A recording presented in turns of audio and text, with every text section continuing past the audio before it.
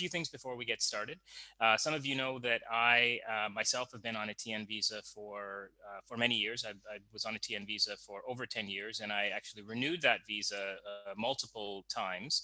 And so, to the extent that you have very specific questions about my own experience, I'm happy to answer those. The firm that we work for is Scott Legal. We're a full service immigration firm, and we've processed, hundreds of TN visas, and we process TN visas for both Canada and Mexico, for nationals of Canada and Mexico.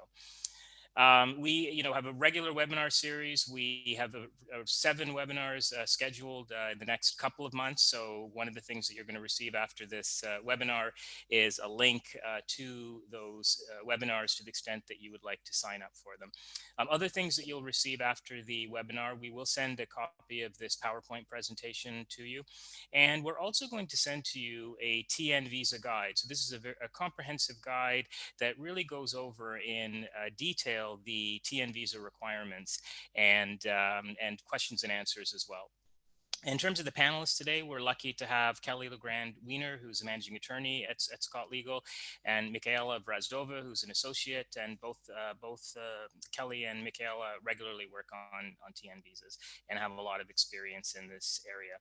I will be monitoring the chat box, so to the extent that you have questions, you can add them either in the question and answer box or the chat box, and then we will get to them during the presentation. We've also saved some time at the end of the presentation to go over any questions that people have.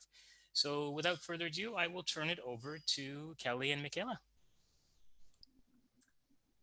Perfect. Thank you, Ian. So as Ian said, I'm the managing attorney at Scott Legal. Michaela and I both work on TNs regularly, and we're here to discuss, TN visas today and address the question of whether TN visas require sponsorship, and also just to go over some TN requirements and the process as well, and to answer your questions. So let's get started. All right. Sorry, Michaela? Yeah, I thought it may be good to kind of start with, whether there have been any recent changes, especially during, current administration to the TN, NAFTA trade agreement, and whether there has been any significant changes for TN applicants. So that's a great question. The U.S.-Mexico-Canada agreement was re-signed, under the Trump administration, and there have not been any changes to the free trade agreement as relates to TN visas. So there was no new occupational categories added or removed, and no additional qualifications. The qualifications for each category are unchanged. So that didn't have an impact on the TN visa, although it was renegotiated recently. Sounds good. Perfect. So, just to briefly start with the TN requirements, to qualify for a TN visa, you must be a citizen of Canada or Mexico. Your profession must appear on the list of professions that's outlined in the TN regulations. Additionally, you must have the required qualifications to practice in that profession. That's in education or experience, and we'll go over the distinctions a little bit later. Additionally, you have to have a job already lined up in the United States for a defined length of time with the US employer. So if you're not able to get a TN and enter the US to look for work, you already have to have that job offer lined up. And then finally, in the job, you must be coming to engage in professional activities that are consistent with your listed profession, which is available on the TN regulations. Another thing just to mention about TNs is that they can be full-time or part-time. So if you have a part-time job offer, it's also possible to get a TN for that. And it's also possible to get approved for multiple jobs on a TN. So if you have, 2 part-time job offers from 2 employers, and each of them meet the requirements separately, you can, go to the border, go to a consulate, apply with USCIS to get approval for both of those employers within the United States. So Kelly, when you mentioned that, certain professions can, certain professionals can qualify for the TN visa, could you list some examples of jobs, or professions that qualify for the TN visa? Certainly. So one example is accountants.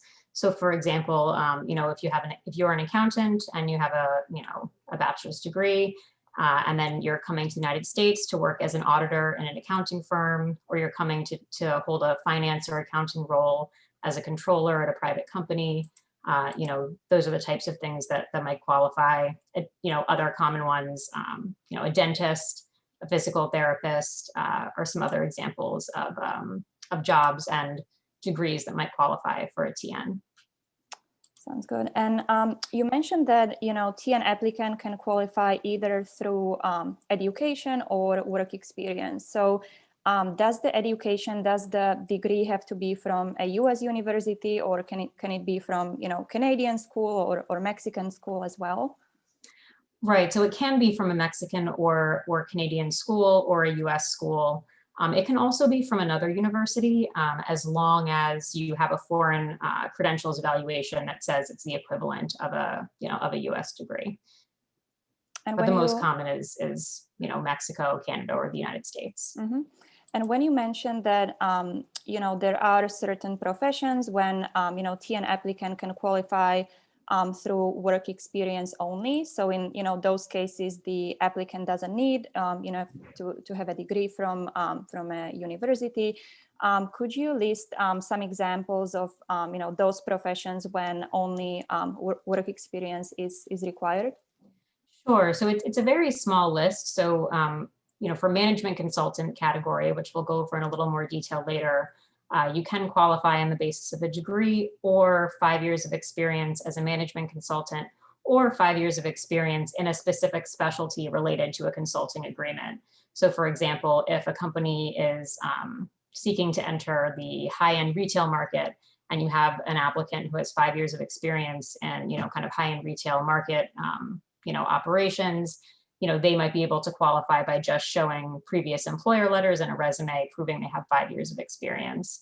Additionally, there are some jobs that require you can't qualify just on the basis of experience, but you can qualify by having a post-secondary certificate or diploma plus 3 years of professional experience. And the post-secondary certificate or diploma is specifically defined.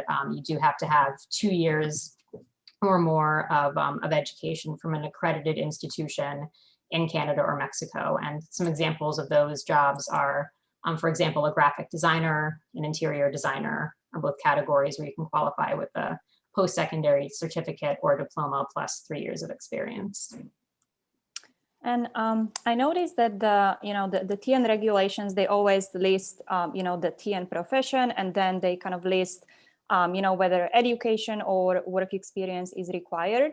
Most of the times the kind of like the degree requirement is very general. So it only states, that the TN applicant needs bachelor degree. So, for example, when someone wants to come to the US as an accountant and has, let's say 15 years of experience as an accountant, but has a bachelor's degree in, engineering, is it possible for this person to come to the US, if he has a bachelor's degree in engineering, but wants to come as an accountant, or what's the case? So unfortunately, it's not possible to come as an accountant with a bachelor's degree in engineering. Although it says baccalaureate, it does mean that the degree has to be specific to the profession. So if you're coming as an accountant, you have to have an accounting degree. If you're coming as a dentist, you have to have a dental degree. And then sometimes there's additional, for example, for accountant, you can be a chartered accountant, you can be a CPA. So there's certain other designations that can qualify you, but it's not any bachelor's degree. It's a bachelor's degree in the profession that will allow you to practice in the profession in which you're seeking, a job in the United States. And in this case, it wouldn't help that the person has like 15 years of experience in accounting. Unfortunately, no. The accountant category doesn't allow for experience. But if the person had a designation such as a CPA or had become a chartered accountant, then they may be able to qualify on the basis of that designation. And that's one of the things that's listed in the TN regulations. Mm-hmm. Ellie, one other question with respect to the professions. Does the profession have to be called, one question that comes up a lot is, so the profession listed in the the TN regulations for accounting is an accountant, or in the engineering regulations they call it engineer, for lawyer. Does the job have to have that title? Is the It title doesn't. important? Yeah, it doesn't. So for example, I think it's more straightforward, obviously, when it does. Certainly it makes it easier for the, for the officer, but it doesn't need to be, it doesn't need to be as straightforward as engineer is coming in there and, their job title is engineer. And an example of an accountant, sometimes they're called a financial controller. Sometimes they're called an auditor, and those things can still qualify as long as the substance of the job duties are the profession that is listed in the TN regulations. And another question we kind of often get from clients is whether the TN visa leads to a green card.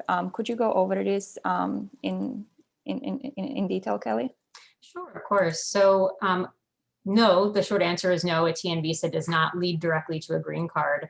However, it is possible to apply for a green card while you're in the United States on a TN visa if a green card category becomes available to you. So for example, if you're on a TN and your current employer wants to sponsor you for a green card through the PERM process, then that's something that you could pursue, even while you're on the TN. You would need to think about the strategy and timing of that, because the TN is a non-immigrant visa that requires you have non-immigrant intent. And the filing of a green card at a certain point indicates immigrant intent, but it is certainly possible to qualify for a green card. Additionally, if you have a family relationship that would allow you to qualify, you can also apply. And it's a common question. And Ian, I know, is there anything additional you'd like to add here? Yeah, I think that one of the interesting things with respect to this question, and you'll find a lot of blogs and even a lot of lawyers who say that it's not possible to move from a TN to a green card. And I think the reason that is because when the TN was first introduced, and really all of the time that I had the TN had to be renewed every year for Canadians. So it was something that was issued for 1 year and then had to be renewed. Within a year.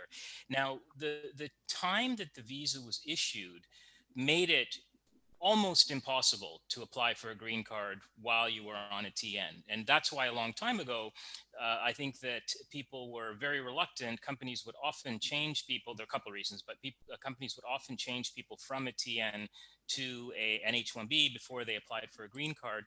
But now that for Canadians, the TN visa is issued for 3 years, and as Kelly said, you do have to plan because the TN visa is a non-immigrant intent visa, so you do have to plan. But because it's issued for 3 years, you definitely have the opportunity to apply for the green card and be able to get the green card within that period of time. But I think you'll see a lot of confusion on the internet, and sometimes even when you speak to other lawyers, because they feel that it's something that you can't do, but it absolutely is. It just takes proper planning. And Kelly, when you mentioned that the TN visa is a non-immigrant visa, do the TN applicants have to kind of show, at the interview, at the border, or at the consulate, kind of like ties to their home country? Like, do the officers kind of like focus a lot on this, or what has been your experience? Our experience is that they don't really focus on it unless there are some red flags that would cause them to focus on it. So I think it's, if someone's going, let's say they're going for their very first TN, they haven't lived in the US before, they don't have any ties to the US, we don't really focus on it.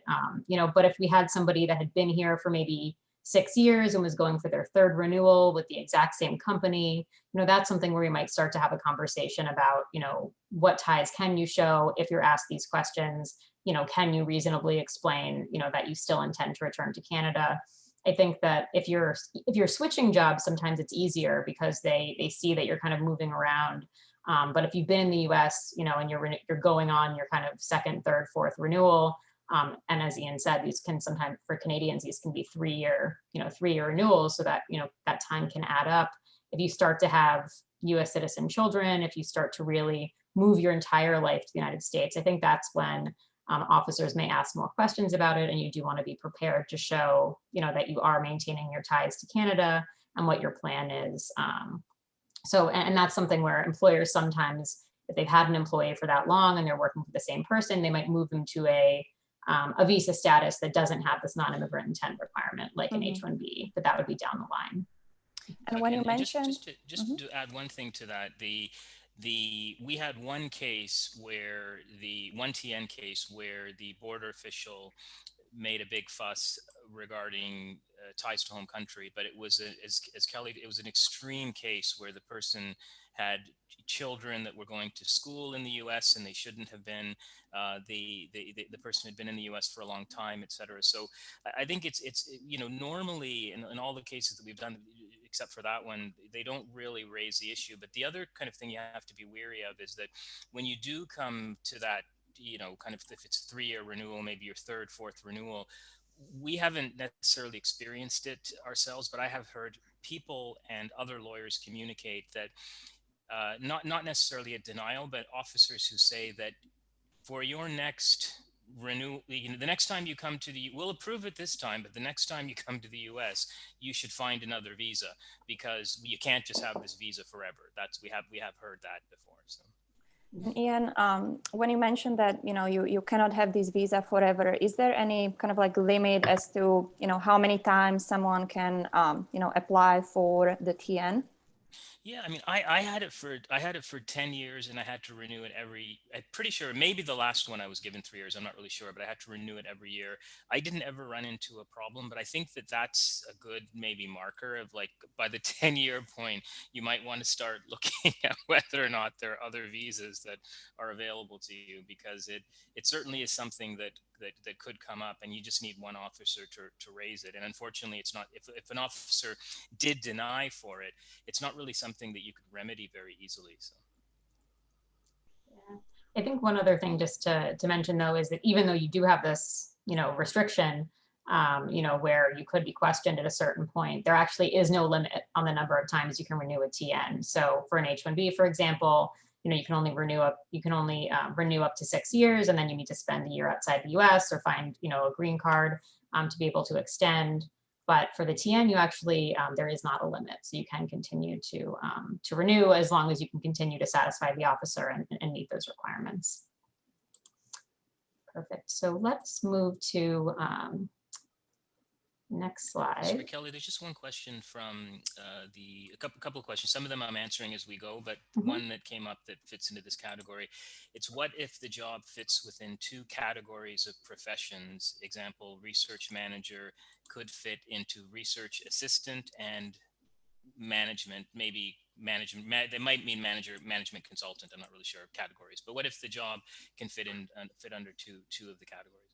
I mean, I think in that case, we would take a look and see which one is strongest. So, for example, if somebody qualified, under a management consultant category in another category, because management consultant is so difficult and is so heavily scrutinized, we might go, under the different category. So it's definitely something where we would kind of talk to the applicant and the employer, look at the job duties, and then make a, determination as to which is the best category to apply under. You wouldn't apply under 2 categories, in one application. You would just apply under one.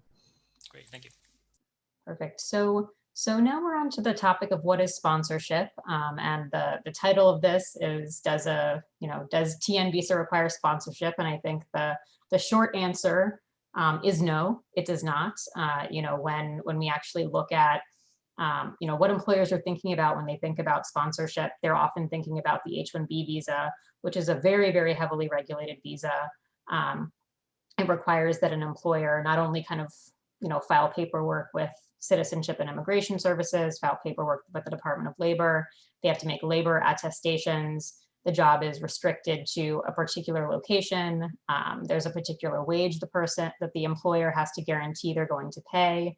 And there's Department of Labor compliance requirements that are ongoing. If they're found to have violated those can be a big issue. So I think that when employers are thinking about sponsorship, they're often thinking about that type of requirement, an H requirement or an L. Both of these types of visas as well, there's an anti-fraud unit within the government where they actually send out, site inspections to make sure that people are kind of at the place they said they were going to be doing the job they said they were going to be doing. So in contrast, the TN is very different than this. In a TN situation, it's not location specific. there is no required wage, which is to say that when you get your job offer letter and you submit it either to Customs and Border Patrol, Citizenship and Immigration Services, or a consulate, you are representing, what the job is going to entail and where you're going to be working. But if there's a change to that and it's a non-material change, so let's say you were working in Northern California and now you're transferring to work in Southern California. For an H-1B, that would often require a new filing because the location change is significant enough that you need a new filing. But for the TN, you really, if the job duties really remain the same, there's not really necessarily anything that you need to do. It's not considered a material change requiring any, any changes. Employers are really just providing a job offer letter, which they often would be doing anyway, if they're offering somebody a job. So yeah, I mean, there's just not sponsorship for a TN in the same way that there is for other visas. And, so it's an important thing a distinction to make for employers and employees to understand that. And Kelly, in your experience, do the TN employers usually understand that, they don't have to comply with any kind of like minimum wage, and, do they usually understand kind of like that the TN visa doesn't require the sponsorship, like it's usually kind of like required for the H-1B? What has been your experience? Our experience is that they don't understand it. They often, we very frequently have written letters to employers explaining what the TN is and that it actually does not require sponsorship. Another big, point that's relevant to employers is for the H-1B visa, employees cannot pay any of the fees, or the majority of the fees. The employer has to pay, under the law, and that's different for TN. So yeah, our experience generally is that they don't understand that sponsorship is not required, and can sometimes be gun shy of these types of applications, not really understanding what it is that's required. And Ian, I know you've dealt with this extensively. Do you have anything else to add here? Yeah, I think that's exactly right. Like my own experience when I was moving from Canada to the United States, and I was in a clear category. I was a chartered accountant and a CPA, and there was an an accountant category. So it was a clear category. I was applying for accounting jobs, and I went on a number of interviews, and I was really surprised at even the HR people that I was speaking to, and I would communicate that this visa doesn't require sponsorship. All I need is an employment letter. And I'd explain that at the beginning of the interview, and at the end of the interview, they would say, well, our company really isn't doing any more sponsorship. So it really is something that it's difficult to get across. But as Kelly said, we've often written letters to prospective employers of our clients to indicate that, especially when it is a clear category, right, that this is something that is quite simple, and there's no obligation. Like under the H-1B, another obligation is that if you terminate the employee, you have to pay the return flight back to their home country. But TN doesn't have anything like that. It's just the only thing that they're doing, as Kelly said, is signing a letter that we draft that says that they're offering employment, and it's still employment at will. You can they can terminate the person just like they could anybody else. So, but it really is difficult for them to understand that. And Kelly, is there any requirement for the TN visa that the U.S. company have to kind of like try to hire U.S. employees first, and only if they don't find anyone in the U.S. who is qualified, only then they can kind of offer the job to the TN applicant? Is that required for the TN? It's not, no. So there's no labor market, no requirement that that you test the labor market. Anecdotally, sometimes if you encounter a difficult officer, either at a consulate or the border, they might say something to that effect of, oh, well, there's people in the US that need jobs. Our experience is to, it's ultimately not a statement of the law, it's a statement of the officer's opinion, and should not have any bearing on the approval of the application. So there is no requirement that an employer show that they looked for local, local talent in the United States. And one additional question, is there any kind of like minimum wage for each position, the TN position that the US company, have to pay, or can the US company pay kind of like any salary? Are there any requirements for the TN about this? There aren't any requirements for an H-1B. You have to go through a whole analysis of, what is the, what's the prevailing wage in the area. You have to pay at least the prevailing wage. There's nothing like that for the TN. However, it is important to keep in mind that you are coming for a professional position. So if the wage is extremely low compared to the position that you're coming to fill, it is the type of thing that could cause a red flag at the border. And you could potentially, have your application, if you're coming in to be a dentist, certainly they don't expect that you have a job offer letter that says you're making minimum wage. Those types of things do need to make sense in light of the position that you're coming to hold. But there is no requirement to pay a particular wage. And if you come into the United States and the job changes, like for example, many employers in light of COVID needed to, change some of their compensation structures. Sometimes people's wages went down a little bit. None of that would necessarily need to be, it didn't change anything for the TN. The TN, workers, there was the ability to do that. Whereas with an H-1B, you might have to do a different filing. So, so there is freedom in that regard.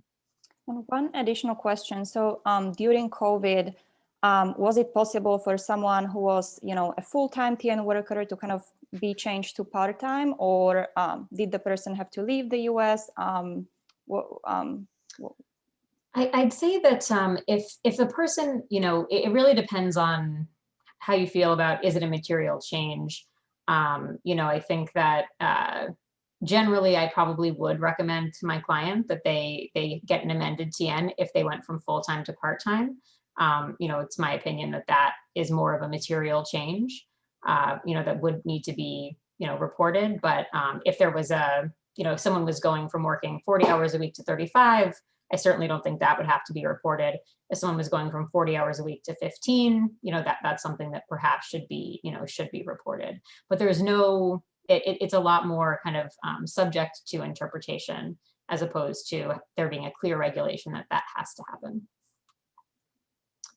Only two questions that came in. One I answered, but I just want to make sure I answered it correctly. So the time when someone enters on a TN, how many days before their job starts can they enter? I think I entered 10 days, but that's correct. Yeah, it's 10 days. And then the other one was, does the wage have to be paid as a salary, or can it be paid as commission or bonus? So it can be. This is another area where there's more flexibility than with the H-1B. The H-1B does not allow, kind of just a bonus or commission. But for a TN, potentially, I think that this is the type of thing where it's possible that, that you could do it. It's not prohibited in the regulations in any way. What you do have to do when you go to the border or go to the consulate is you do have to submit, a description of the terms of employment. So that would need to be disclosed. An officer may take issue with it. They may be more comfortable if there was kind of some guarantee, but there is no requirement there be a guarantee. So it certainly is a structure that is possible, although one that is perhaps more open to criticism, or perhaps a weaker case than one that has a guaranteed salary. Perfect. And so, just to go back to the slide briefly, there's kind of 3 ways to apply for a TN that we'll go over in more detail later. But, one is filing at a port of entry for Canadians, filing at a consulate for Mexican nationals, or you can file a TN from within the United States with US Citizenship and Immigration Services. And one thing to note just about that last option is that if you are filing from within the United States, other than just providing a job offer letter, the employer does also have to file a form with the government called a Form I-129. And then they would need to pay a filing fee as well. The TN employee can also pay this. But sometimes doing it within the US, it is actually the employer that is filing a document with the government. So they would have to be comfortable that besides just providing a job offer letter, they are also filing this form. And if the case is denied, it will be a denial, not for the TN employee, as it would be at a consulate or at the border. It will be a denial in the name of the employer. Kelly, could you go over just briefly about some advantages and disadvantages of applying, at the border or at the consulate versus filing the petition with the USCIS? Sure. So, so I think filing, generally in a non-COVID world, I would say we always recommended that people file at a port of entry or file at a consulate. I think generally, for Canadians, it's just extremely easy to apply at a port of entry. You're literally taking your job offer letter, your diploma, your transcripts. You're entering not more than 10 days before your job starts, and you'll have an answer right then and there. And you can cross into the country. There's a $50 fee that you pay, but it's just a much, I'd say, faster, more streamlined, less expensive process. Similarly, even if you're a Mexican national, you're going to a consulate, you're filling out a DS-160 form, you're attending a biometrics appointment and, going to the consulate for an interview, and you're able to kind of make your case and explain how you meet the requirements, get your visa stamp and enter. It also allows you to travel in and out of the United States with the stamp that you get either at the border or the consulate. Applying for the USCIS, you do have to, as I said previously, you have to file a form with the government for an extension or a change of status. You have to pay a filing fee. If you want an answer quickly, so within 15 calendar days, there's a $2,500 premium processing fee. And we just find, and additionally, you don't have the opportunity to speak or defend your resume, defend your experience. So we find that generally, the border or a consulate is preferable. However, we understand that given COVID, people are now in a different situation where if they're in the United States, they may not want to travel. So it's good to know that USCIS is also an option that's available to them. But you just know that you're filing a document. You can't start work right away. Once you file this document with the government, you're waiting on them to approve it. The only caveat is if you're already in TN status, you want to extend your employment in the same job, same employer, then you can continue working, while you wait for that approval. Yeah. And when you said that there is, possibility to file the premium processing fee, so when someone doesn't, want to pay the fee, does it take like several weeks or several months for USCIS to kind of make a decision on the petition, or what's the kind of like approximate timeline? I'd say it changes. So several weeks to several months is probably about as specific as we can get. Processing times are publicly listed for various different service centers, but it does change, and it may only take several weeks, but generally, if you want an answer within a reasonable amount of time, you usually will be paying that premium processing fee. And when you, Kelly, when you mentioned applying, at the border and at the consulate, during COVID, is it even possible now for someone to apply for a TN at the border? Like, are the port of entries open? Are the consulates open? What's the situation? So it is still possible to apply for TNs and has been, during COVID. The ports of entry continue to be open for TN processing. We do recommend that you call ahead of time, just to make sure to see what's going on.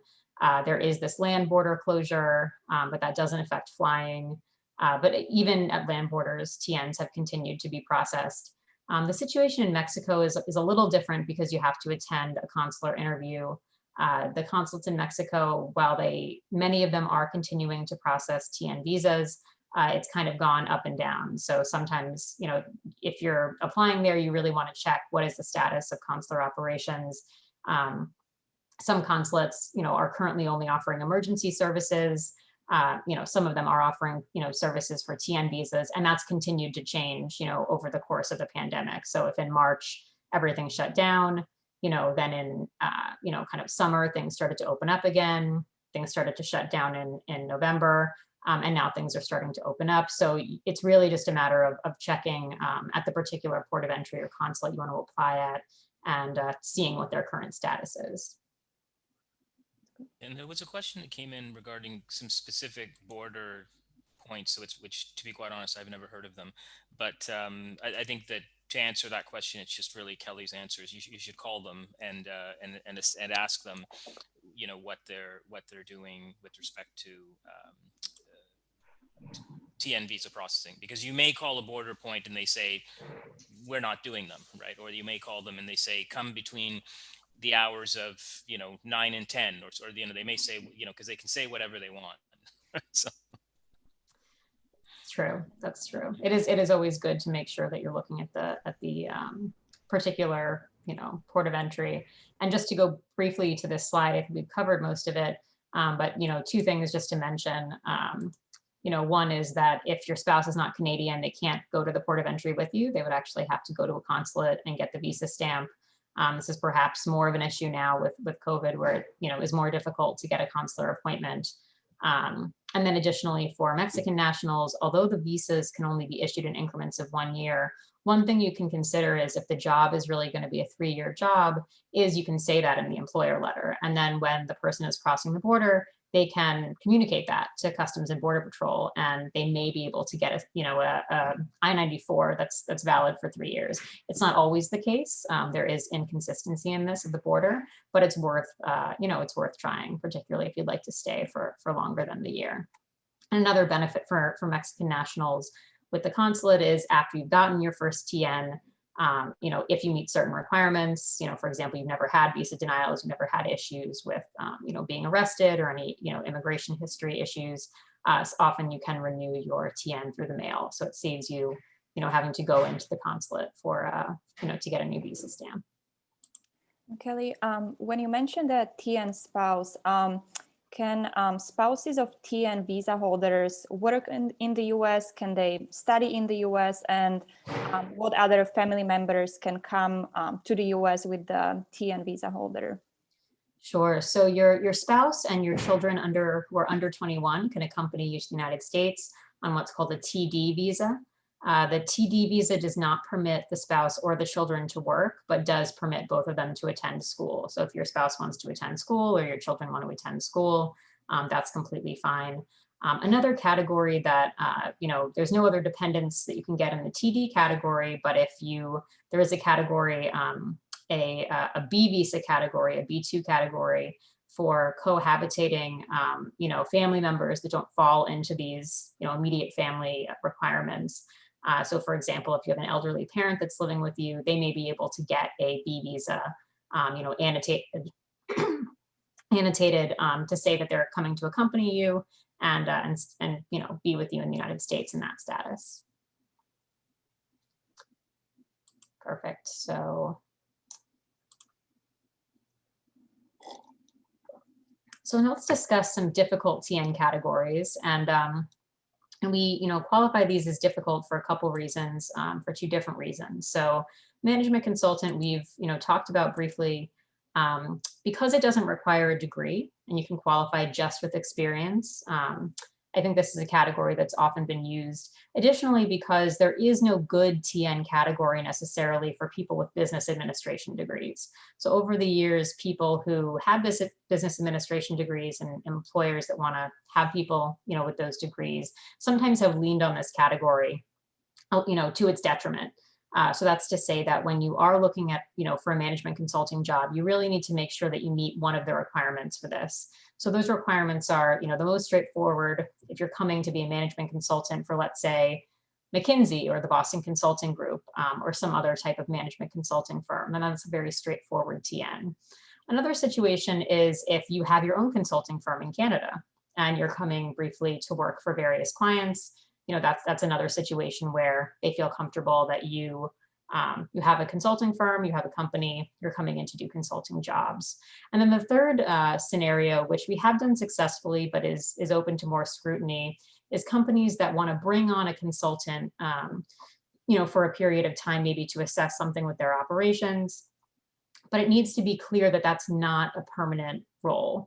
It really does need to be this extra supernumerary role. So for example, if your company is hiring a chief operating officer, that is obviously, that's someone that's going to be in your normal org chart. That's not an extra role. If you're bringing on somebody as a business operations consultant to come in, look at things, speak to employees, make recommendations, maybe they have a 12-month or 18-month contract with you, and then depart the US. And when they depart, that job is not going to exist anymore in the company. That's the other type of thing that might work for a management consultant. Another category that is heavily scrutinized is the Economist category. And the reason is that this category, prior to November 2017, had really kind of been expanded so that people who are market research analysts, people who are financial analysts, were all really able to get TNs under this category, under this more broad, expansive view of what an economist did. As of November 2017, a new policy memo was issued that basically just narrowed the category significantly and made it clear that financial analysts and market research analysts are not going to qualify anymore. I think for market research, it's generally very clear. For financial analysts, it can be a little bit more difficult. The line between what an economist does, what a financial analyst does, can sometimes be very blurry. So you just want to make sure that if you are going under this category, that your employer and you have very clear understanding of what are the job duties, that they clearly fit under what is outlined as appropriate for an economist under this new memo from November 2017. And Kelly, I have a quick question. So we have a lot of clients who want to come to the US on a TN as attorneys, and they often ask whether they need to already be admitted to the bar in particular state at the time they are applying for a TN visa, or whether they can come to the US, work as a paralegal, and meanwhile kind of like study for the bar exam. So is the kind of like the license kind of needed at the time they are applying for the TN visa, or can they kind of like get it later in the US? So the license is not needed actually at the time that you apply for the visa.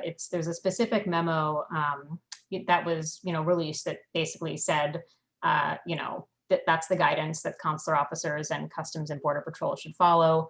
So the key really though is that you also do need to meet the federal and state licensing requirements. So if somebody's coming in, and their job qualifies as a lawyer, professional position, they don't have a license yet, but the job duties don't require a license yet, there's no problem there.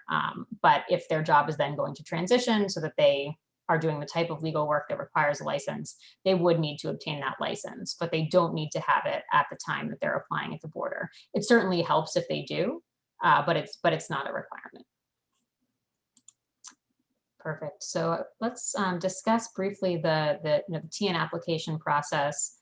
So I think we've gone over a lot of this already, but just to reiterate some important points, Canadians apply at a port of entry.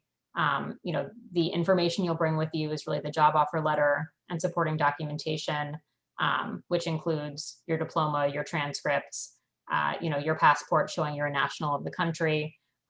If there's any qualifications based on experience, you should bring those employer experience letters. You also want to make sure that the job offer letter maybe has the original signature and the letterhead. Border officers can be very picky about small things like that. Additionally, you want to perhaps go to an optimized port of entry. There's a list of them that's publicly available. And if you go to an optimized port of entry, that you're dealing with officers that do TN visas a lot. Perhaps are more familiar with them. That can sometimes, that can be helpful. Sometimes it's not as helpful. Some officers kind of will make up in their mind their own requirements. So it is something where you want to speak with your attorney and find out what's happening at the port of entry at that particular point in time. Applying at a consulate for Mexican nationals, there's the extra steps of doing the GS-160, going to your biometrics appointment, scheduling your consular appointment. And then if you're applying from within the US, your employer will file a form with the supporting documents that we've mentioned above. And Kelly, as you mentioned before that the TN applicant, the employee, can actually pay the filing fees with the USCIS, correct? That's correct, yes. So there is no requirement as there is with the H-1B that the employer pay. The employee is actually allowed to pay. Perfect. So, just kind of some common, TN visa pitfalls, a few tips. Definitely call ahead to the port of entry, particularly if you're unfamiliar with TN procedures. There are some ports of entry, as I said, that really want an original employer letter. Even when we called during COVID to say, is this still a requirement given some of the difficulties caused by COVID? Some of them still insisted that they wanted this. You know, additionally, you want to make sure that the person who signed your employer letter, sometimes if the officer has any suspicions about, is this a, you know, a legitimate job offer, they might call the employer contact, they might go online, they might look up the website of the company. So you want to make sure that, you know, especially if it's a small company or it's a startup, that you've spoken with your employer and your attorney about those things to make sure that the employer contact is available, that if the officer goes and, you know, looks up the company, they'll be able to find some trail of them, or that if they can't find a trail, that you're able to explain why, you know, that you've kind of prepared, you know, for that possibility. You should also bring originals of your diploma and official transcripts if at all possible. And as we discussed earlier, you know, if you are applying for maybe your third, fourth TN, you know, if you have any red flags, such as you have US citizen children, you don't really have it, you know, ties to Canada, you do want to kind of prepare ahead of time for how you're going to address that with the officer. Sometimes they'll try to ask trick questions. They'll say things like, oh, okay, so you're getting this visa and now, you know, now you're going to get your green card, right? You know, so you want to be prepared that they may ask questions like that. And you want to have your answers ready to explain, you know, no, I don't have immigrant intent. You know, at this time, I'm just applying for this, you know, for this visa. And another part of that is the job offer letter should make clear this is a temporary role and should specify the number of years that they're going to hire you for, not more than 3 years. So if, you know, if your letter says, you know, this is a permanent position, you know, you need to take that out. And then additionally, even if you're Canadian, if your letter says this is a 1-year fellowship, you should be prepared that your visa stamp is only going to be granted for the length of time, you know, that you ask for. So even though they could grant 3 years, if the job is saying it's only 1 year, you know, your stamp will likely be for only 1 year. And Kelly, what happens if someone is in the US and, you know, kind of like halfway through the TN visa, the person wants to change a job? Like, is it possible to kind of like just do it within the US, or does the person have to kind of like apply for the TN visa again? What's the process? Sure. So if you want to change jobs and get you know, move to a totally different employer, you have the same options that you would if you had a new TN. So you have the option to go to the border with your new job offer letter. You also have the option to remain in the United States and have your new employer file the form I-129, you know, checking the box for change of employer. If you're going, you know, if you're a Mexican national, you have the option to go to the consulate. But if it's a brand new job with a brand new employer, you would need a new TN before you could start that new job. Perfect. So I think that is Kelly, all we have. What are some of the things that you would show, to show ties to your home country? What are some of the things you could point to?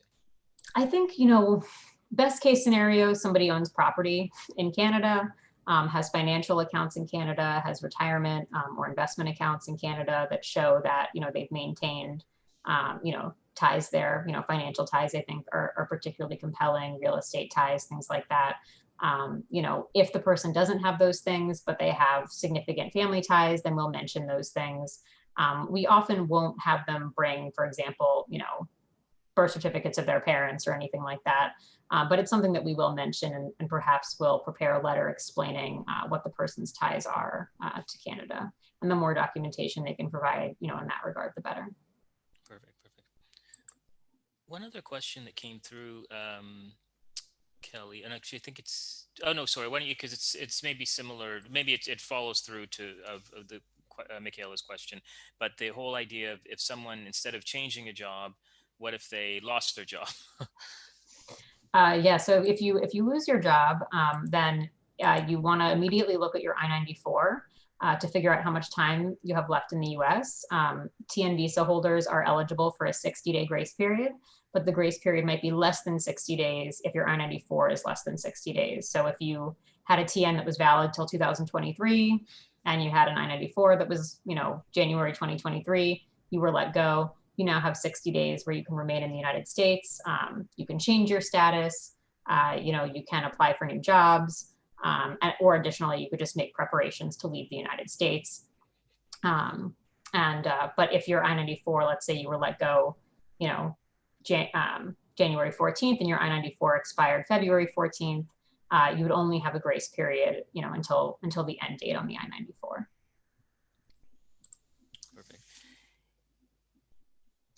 So I see another question here. How soon would you be able to change employers on a TN visa without raising red flags? Um, so I think that, generally for the TN, if you, as Ian mentioned, there's at-will employment, it's a more flexible visa. So if you came in on a TN, you worked for a company and, the company let you go or you quit and then you moved to a new TN, as we said, you would need to go have a new application. So either filing with USCIS or filing, at a consulate or at the border and getting that new application. So I don't think it would necessarily raise any red flags, although it is the type of thing you should be prepared to explain what happened, particularly if you, use the TN to enter the United States. Let's say you entered the United States and then a week later you filed for, a change of employer. That's something that I don't think that necessarily it wouldn't prevent you from getting your new TN, but they might ask you, were you maintaining your status for that week? Were you actually working for that employer? Because in order to extend or change your status, you do have to prove you were maintaining status. So that's just something to keep in mind. Perfect. And Kelly, going back to the person who wants a new TN, let's say the person's in the United States and the the person, the whole idea of COVID and and some of the issues surrounding kind of leaving and re-entering, and maybe briefly describe that. I know we were talking about it earlier today. It's a concept called flag polling and some of the issues associated with that, in particular with a flight, which I don't think it would work at all. But yeah. Right. So I think that, in a non-COVID world, people, if they wanted to change jobs, used to be able to perhaps easily go to the border and get a new TN. Now we have all these additional restrictions. Canada has a quarantine requirement. The United States has now put in place a new requirement starting January 26th that says everyone entering through air, international flights is going to have proof of a negative COVID test or they won't be allowed to board. So whereas previously, sometimes, yes, you could go to Canada and do what Ian mentioned as flag polling. So basically coming to a port of entry, and then turning right around to go to the US, border officials to get your TN adjudicated. Previously that was possible. You could sometimes do it. Again, you would sometimes want to call ahead to the port of entry to find out, are they allowing this? When it comes to the airport, the way that Canada had it previously was, yes, you could, if you were flying into Canada, staying in the airport, not leaving the airport, you would not be subject to their 14-day requirement. But now Canada also has a requirement that you have to, I think, have a negative COVID test. Now the US also has a requirement that coming back, in order to board your flight, you have to have a negative COVID test. So the difficulty, this new US requirement hasn't gone into effect yet. It will go into effect January 26th. But for people that previously maybe were allowed to enter Canada, go to, stay in the airport, then go back, same day with that TN visa, that may no longer be possible because of this new requirement that for every flight you get on, you will have to have this negative COVID test. It remains to be seen whether people will be able to kind of do that negative test in the United States and have that kind of work. We don't know how that will roll out once the new requirement goes into effect on the 26th, but it is a process that I think is just changing, not on a daily basis, but perhaps even on a weekly or monthly basis, because there's so many different requirements coming into place on the Canadian side and on the US side. Exactly. And I think the other kind of the one thing to note is that whenever you are dealing with airlines, right? Because if you're flying, you not only have to meet the government requirements, which are supposed to be clear, but often are not. But then, unfortunately, what you have is requirements that airlines impose before you board. And often those requirements don't mirror exactly what the government's requirements are. So, we have had cases where people have been denied boarding where the airline has made up some rule. They say, oh, we need a letter from the consulate, an invitation letter from the consulate, or something they say that they need, but it's not written down anywhere. So I think that, I think the airlines are always going to be tough, because unfortunately what happens, they're strict because they get fined when they do the wrong thing. If they admit somebody, if they board somebody that they shouldn't have boarded, they not only get fined, but then they have to pay for the return of the person to their home country. So it makes it more difficult. Yes, so I think we had one additional question about, can you buy a business in the US, while you're on a TN visa? So the answer is yes. You can buy a business and be a passive owner. You cannot buy a business and work for that business. So if you are buying a business, then it needs to be clear that you are not working for that business. If you eventually want to work for that business, you would need to get a different type of visa, for example, an E2 visa, which is available to both Canadians and Mexicans. But it's the only thing you want to keep in mind is that if you are buying a business while you're on the TN, is you don't want to ever cross that line into, are you potentially working unauthorized for the business you're buying? So you really need to have a plan to show that you're going to be a passive owner, you're a silent partner, or something of that nature. Perfect. And there's another question here, and I can answer it just because I happen to be a Canadian CA and a US CPA, so I will answer it, even though it's outside of immigration. The question is, a Canadian in the US with the TN status, would they have to file taxes with the IRS or the Canada Revenue Agency?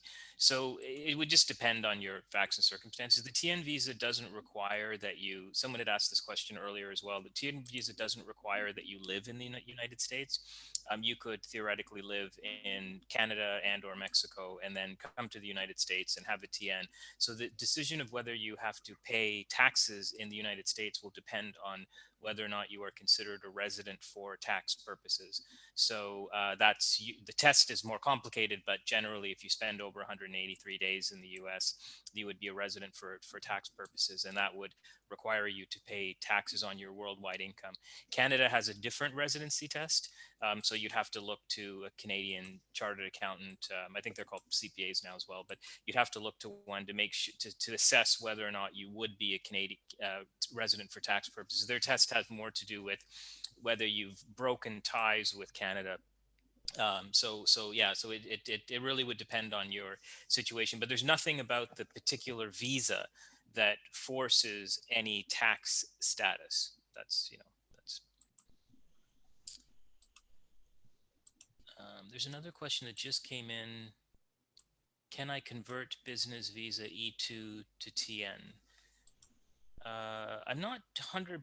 So if the question is, I have an E2 visa and I'm living in the US, can I change my status to a TN? I think if that's what the question is, I think it would again depend, because if you are the owner of the company, then if you own more than 50% of the company, then there's a specific prohibition under the TN visa, in the TN visa category, that you can't be more than 50% owner of a company. So you couldn't change your status to TN status. But if that changed, if someone else owned more than 50% of your company, then if you're eligible, I suppose you could change.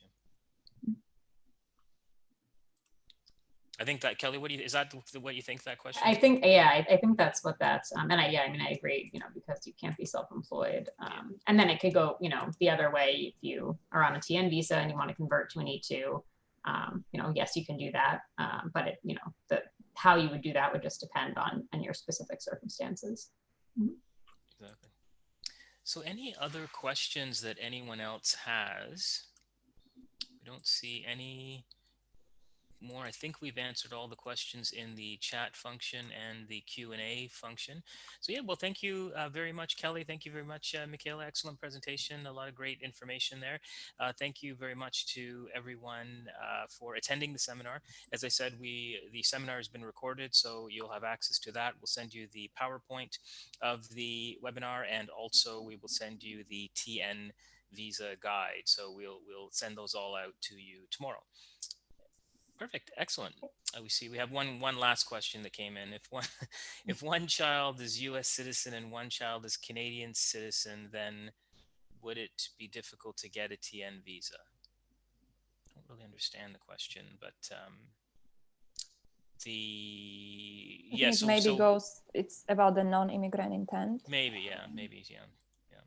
And Yeah, I mean, it depends on the circumstances. Like if you have other ties to Canada, and you've lived in Canada, then, and it's your first TN, maybe not. If you're on your fourth TN, perhaps more difficult, you may want to prepare more proof of ties to exactly. Like, Canada. exactly. The U.S. citizen child would, if you're weighing, like, kind of putting on one side what is, what constitutes ties to home country and what would be on the other side. I think that the U.S. citizen child would be on the other side of ties to home country, right? So it's that's but it wouldn't, that in itself wouldn't mean that you couldn't get the TN. But perfect again. So thank you very much, everyone. And the next seminar, you'll also get a link to the next 7 seminars that we have coming up in January, February, and March. Oh, thank you much, everyone, again. Bye-bye. Thank you. Thank you. Bye.